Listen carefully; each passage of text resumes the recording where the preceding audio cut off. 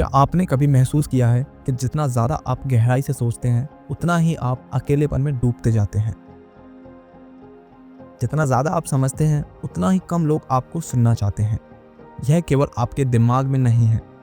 Society ने हमेशा deep thinker से डर फील किया है, ना कि इसलिए कि वे गलत हैं, बल्कि इसलिए कि डीप थिंकर्स जो देख पाते हैं वो और लोग देखना नहीं चाहते। तो ये था वीडियो का पार्ट 1 एंड ये वीडियो इस टॉपिक का पार्ट 2 है। पार्ट 1 का लिंक डिस्क्रिप्शन में मिल जाएगा। तो हम समझ रहे थे कि क्यों हाईली इंटेलेक्चुअल लोगों को सोसाइटी से दूर रहना अच्छा लगता है या सोसाइटी खुद उन्हें दूर कर देती है। भले ही उनके आइडियाज बाद में ह्यूमन प्रोग्रेस की फाउंडेशन बने, सोसाइटी इंटेलिजेंस से नहीं डरता, बल्कि वो डरता है उस इंटेलिजेंस से उत्पन्न होने वाले चेंज से। तो अगर सोसाइटी डीप थिंकिंग को ऑपोजिशन करती है तो वास्तव में वह क्या अडॉप्ट करना चाहती है? इसका आंसर है सिंपलिसिटी। एक ऐसी दुनिया जहां प्रेडिक्टेबिलिटी ट्रुथ से अधिक प्रेफर है।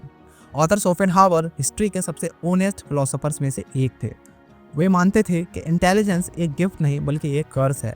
उन्होंने आर्गुमेंट दिया कि जितना कोई व्यक्ति स्मार्ट होता है उतना ही उसे सोसाइटी से कनेक्ट होने में डिफ़िकल्टी होती है। लेकिन सवाल यह भी है कि इंटेलिजेंस को इतना बर्डन क्यों माना जाता है? शोपेनहावर की फिलोसॉफिकल थ्योरी विल पर बेस्ड थी, एक इरेशनल फोर्स जो सभी ह्यूमन बिहेवियर को मोटिवेट करती है।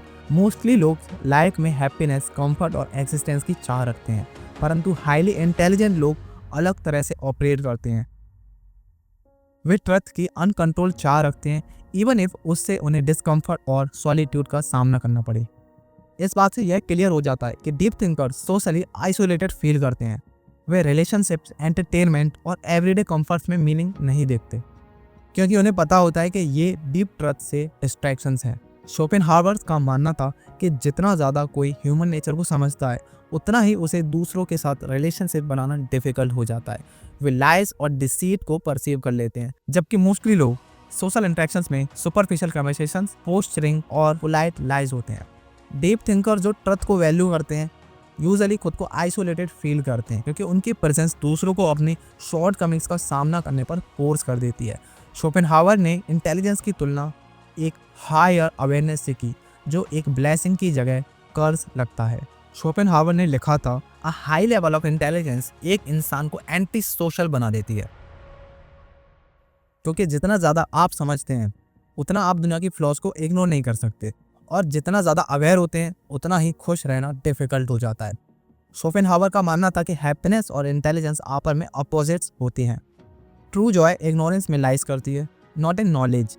इसी कारण डीप थिंकर्स को ऑफन डिप्रेशन, एक्सिस्टेंशियल क्राइसिस और सोशल आइसोलेशन का सामना करना ही पड़ता है। लेकिन यहाँ अच्छी बात यह है कि शोपेनहावर ने इस प्रॉब्लम का सॉल्यूशन भी दिया। उन्होंने कहा था कि इंटेलिजेंस लॉनलीनेस ला सकती है। डीप थिंकर्स को अपने सॉलिट्यूड का सामना करने के लिए ये काम करने चाहिए। वे एडवाइस देते हैं कि ऐसे लोग अलोन टाइम का यूज इंटेलेक्चुअल और क्रिएटिव एंडेवर्स के लिए करें, बजाय इसके कि वे सोसाइटी से एक्सेप्टेंस पाने की कोशिश करें। लाइक माइंडेड थिंकर्स के साथ मिले, चाहे वो बुक लवर्स हों, ऑनलाइन कम्युनिटीज़ हों या स्पेसिफिक इंटेलेक्चुअल सर्कल्स, और दुनिया के साथ वाइजली कनेक्ट करें। शोपेनहावर ने यहाँ एक वार्निंग भी दी थी कि ऐसे लोगों के साथ इनडिस्क्रिमिनेटली अपने डीप थॉट्स शेयर न करें जो इसके लिए प्रिपेयर्ड ना हो, बल्कि सोसाइटी के पैटर्न्स को समझें और अपने वर्ड्स का सिलेक्शन केयरफुली करें। डीप थिंकर्स की टीचिंग्स मॉडर्न डीप थिंकर्स के लिए एक गाइड की तरह है जो सोशल रिजेक्शन से जूझ रहे हैं। हाउएवर, इंटेलिजेंस लॉनलीनेस ला सकती है, पर इसके अलावा यह फ्रीडम, नॉलेज और लाइफ की डीप अंडरस्टैंडिंग भी प्रोवाइड करती है। शोपेनहावर ने इंटेलिजेंस को एक डबल एज्ड स्वॉर्ड कहा, यानी कि दो धारी तलवार, जो पावर के साथ साथ पेन भी देती है। इंटेलिजेंस आपको रियलिटी को क्लियरली देखने में कैपेबल बनाती है, लेकिन साथ ही उन लोगों से भी डिस्टेंस बना देती है जो इल्यूजन्स को प्रेफर करते हैं। फाइनली, शोपेनहावर का फिलोसॉफिकल ट्रुथ कंफर्म करता है कि सोसाइटी इंटेलिजेंस से नहीं बल्कि ट्रुथ से डरती है। तो इसीलिए डीप थिंकर्स सोसाइटी द्वारा रिजेक्ट किए ही जाते हैं। तो यदि आपने कभी अपने थॉट्स के लिए डिस्कम्फर्ट फील किया है तो यह जान लें कि आप अकेले नहीं हैं, ना ही कभी अकेले थे। हिस्ट्री में कई ग्रेट माइंड्स अपने लाइफ टाइम में ओनर नहीं हुए, उन्हें रिडिकल, मोक और इग्नोर कर दिया गया था, लेकिन उनके आइडियाज़ ने इवेंचुअली ह्यूमैनिटी को एडवांस किया। सोसाइटी इंटेलिजेंस को अपोजिशन करती है क्योंकि इंटेलिजेंस बदलाव लाती है और बदलाव सोसाइटी में इंस्टेबिलिटी को जन्म देता है।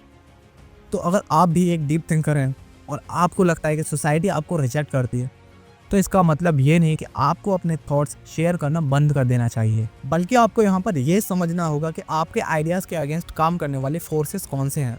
आपको उन लोगों की तलाश करनी चाहिए जो आपके जैसा ही सोचते हों, चाहे वो बुक्स के जरिए हो, ऑनलाइन कम्युनिटीज़ हो या स्पेसिफिक इंटेलेक्चुअल सर्कल्स में हो।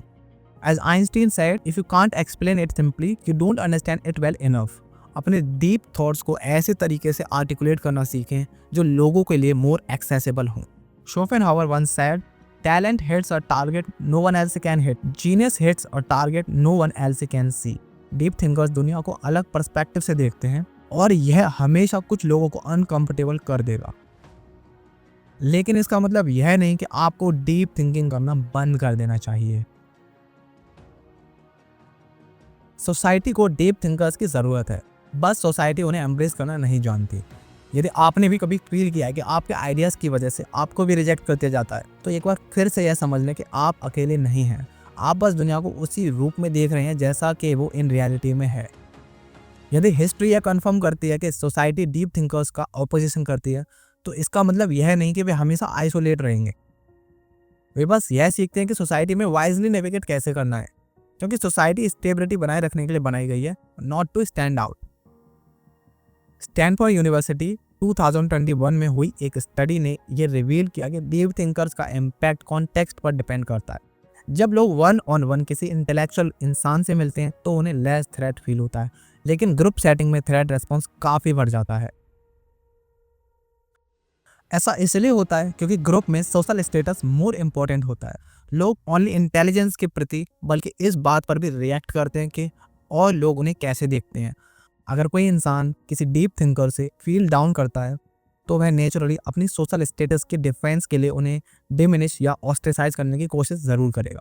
यह एक्सप्लेन करता है कि डीप थिंकर्स अक्सर प्राइवेट सेटिंग में जेन्युइन कन्वर्सेशंस कर पाते हैं, लेकिन उन्हें लार्जर सोशल एनवायरनमेंट्स में कनेक्ट होने में स्ट्रगल का सामना करना पड़ता है।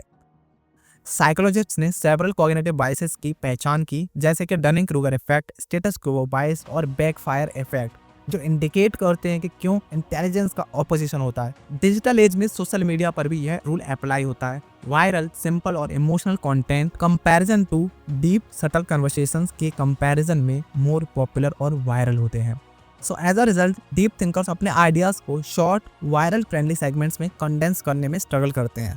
As a result society entertainment को नॉलेज से ऊपर रखती है, जिससे डीप थिंकर्स के लिए वाइड स्प्रेड एक्सेप्टेंस करना और भी ज़्यादा चैलेंजिंग हो जाता है। पर इस सब का मतलब ये नहीं कि आप अपने आइडियाज़ को शेयर या इम्प्लीमेंट करना बंद कर दें।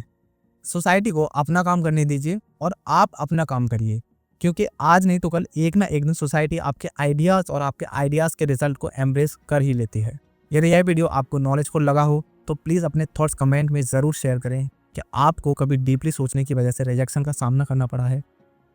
इसी तरह की वीडियोस देखने के लिए subscribe study world and finally be happy, keep studying and our country progress a lot.